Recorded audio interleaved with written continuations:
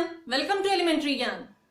इस वीडियो में हम डिस्कस करेंगे what is the difference between atomic mass and mass numbers of elements. Elements के atomic mass and mass numbers में difference क्या होता है। And atomic mass is also known as relative atomic mass, average atomic mass and sometimes it is also called atomic weight. So these all terms are interchangeable और इनको generally जाना जाता है atomic मास के नाम से। And most of the people think atomic mass and mass number are the same terms, but actual में ये दोनों टर्म्स क्या होती हैं, डिफरेंट होती हैं। और उनमें डिफरेंस क्या होता है ये हम इस वीडियो में एक एग्जांपल की हेल्प से समझेंगे। So suppose there are two atoms, two different atoms हैं and one atom has 17 protons and 18 neutrons in its nucleus. इस एटम में 17 प्रोटॉन्स प्रेजेंट हैं और 18 इसमें न्यूट्रॉन प्रेजेंट है।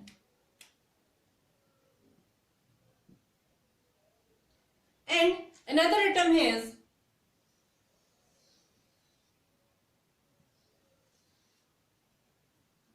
17 proton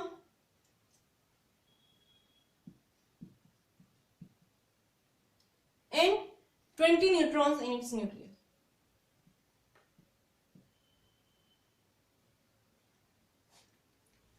वैसे तो इनमें इलेक्ट्रॉन्स भी प्रेजेंट होते हैं, लेकिन हम यहां पर सिर्फ प्रोटॉन्स एंड न्यूट्रॉन्स की बात करेंगे क्योंकि हमें इन्हीं से मतलब है अभी। तो हम हमारा डिस्कशन स्टार्ट करते हैं मास नंबर से। मास नंबर क्या होता है? Mass number represents the total number of protons and neutrons present in the nucleus of an atom. किसी भी एटम के न्यूक्लियस में जितने number of protons and neutrons collectively present होते हैं वही नंबर क्या होता है, उस एटम का मास नंबर हो जाता है। मास नंबर मतलब मास नंबर क्या होगा? Total number of protons and neutrons. So for this atom what is the mass number? इसका मास नंबर क्या होगा? मास नंबर, इसमें 17 प्रोटॉन्स हैं और 18 न्यूट्रॉन्स हैं, तो इसका मास नंबर हो जाएगा 17 plus 18 which is equal to 35। And for this atom, what is the value of mass number? इसमें 17 प्रोटॉन्स हैं और 20 न्यूट्रॉन्स हैं, तो इसका मास नंबर हो जाएगा 17 प्लस 20 जो कि कितना होता है 37। And in addition to represent the total number of protons and neutrons present in the nucleus of an atom, mass number also tells us about the weight of an atom. मतलब इस atom का कितना wait है ये भी हमें उसके मास number से पता चलता है। और क्योंकि हम ये जानते हैं कि कोई भी atom electrons, protons and neutrons से मिलकर बना होता है, तो इलेक्ट्रॉन का मास तो क्या होता है, नेग्लिजिबल होता है, और प्रोटॉन्स एंड न्यूट्रॉन्स का मास जो होता है वो इक्वल होता है, दोनों का मास इक्वल होता है 1 यूनिफाइड मास के या 1 एटॉमिक मास यूनिट। तो जब प्रोटॉन्स एंड न्यूट्रॉन्स का 1 यूनिट मास है और मास नंबर हमें बता रहा है total number of protons and neutrons, तो इसका जो वेट होगा वो भी इसके मास नंबर के ही इक्वल होगा। मतलब इन एटम का जो वेट होगा इस वाले का क्या हो जाएगा 35 in atomic mass units AMU, और इसका जो वेट होगा वो हो जाएगा 37 AMU। तो ये इनके क्या हो गए वेट या मास, इसका है 35 एंड इसका है 37। नाउ आपने एक चीज नोटिस की होगी कि ये जो दोनों ही एटम है इनमें नंबर ऑफ प्रोटॉन्स जो है वो इक्वल हैं। इसमें भी 17 प्रोटॉन्स हैं और इसमें भी 17 प्रोटॉन्स हैं। और नंबर ऑफ प्रोटॉन्स हमें क्या बताता है, एटॉमिक नंबर्स। और एटॉमिक नंबर जो होते हैं वो सेम एलिमेंट के सेम होते हैं। मतलब ये जो एटम्स हैं ये सेम ही एलिमेंट के एटम हैं जिसका एटॉमिक नंबर 17 है। तो हमने फर्स्ट 30 एलिमेंट्स के एटॉमिक नंबर लर्न किए हुए हैं। तो वो एलिमेंट कौन सा है जिसका एटॉमिक नंबर 17 होता है? वो एलिमेंट होता है क्लोरीन।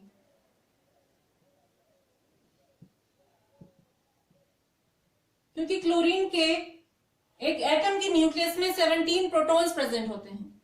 दैट मीन्स ये दोनों ही क्या हैं, क्लोरीन के डिफरेंट वर्जन्स हैं विद डिफरेंट मास नंबर, और एटॉमिक मास यूनिट में इनका मास अलग अलग है। एक का मास है 35 और एक का मास है 37। जिस तरह से आईफोन 11 एंड आईफोन 12 आईफोन के डिफरेंट वर्जन्स होते हैं, उसी तरह से एलिमेंट्स के भी डिफरेंट वर्जन्स होते हैं, और उन डिफरेंट वर्जन्स को कहा जाता है आइसोटोप्स।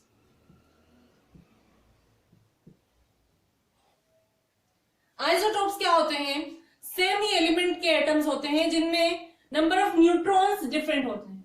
यहां पर आप देखिए, इसमें 18 न्यूट्रॉन्स हैं और इसमें 20 न्यूट्रॉन्स हैं। तो मतलब ये क्या है, क्लोरीन के आइसोटोप्स हैं जिनके मास नंबर डिफरेंट है।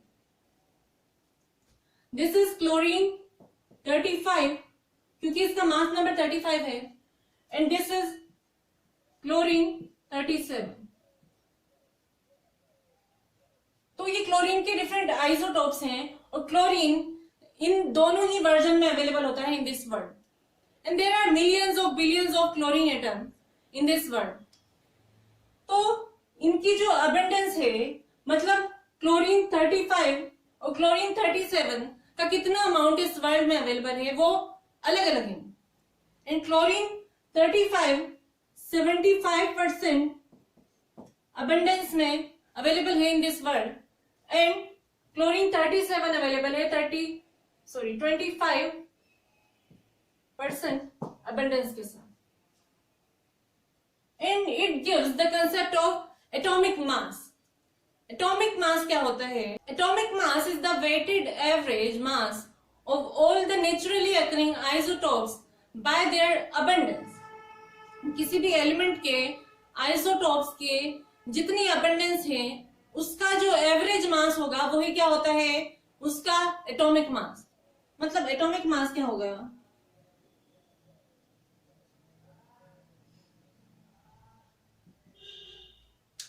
Average mass of all the naturally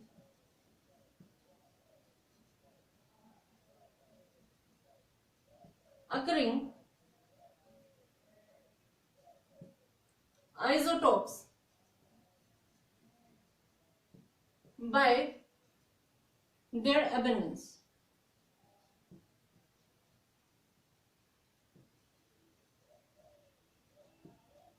तो ये जो क्लोरीन एलिमेंट है, इसके 2 आइसोटोप्स अवेलेबल होते हैं, एक होता है 35 और एक होता है 37। तो इसका जो एटॉमिक मास होगा, या हम कहें एवरेज एटॉमिक मास होगा, वो क्या होगा, इन दोनों का एवरेज। और हम 2 थिंग्स का एवरेज कैसे निकालते हैं? 35 प्लस 37 डिवाइडेड बाय 2। लेकिन ऐसा एवरेज कब निकालते हैं? जब इनका अमाउंट जो हो वो इक्वल हो। लेकिन हम ये जानते हैं कि इनका अमाउंट अलग अलग है, ये 75% अवेलेबल है, ये 25% अवेलेबल है। तो इसका जो एवरेज एटॉमिक मास, क्या एटॉमिक मास होगा, उनका एवरेज क्या निकलेगा? उसका एवरेज इस तरह से निकाला जाता है, एटॉमिक मास ऑफ क्लोरीन। इसका एवरेज कैसा होगा? 75 टाइम्स 35 प्लस 25 टाइम्स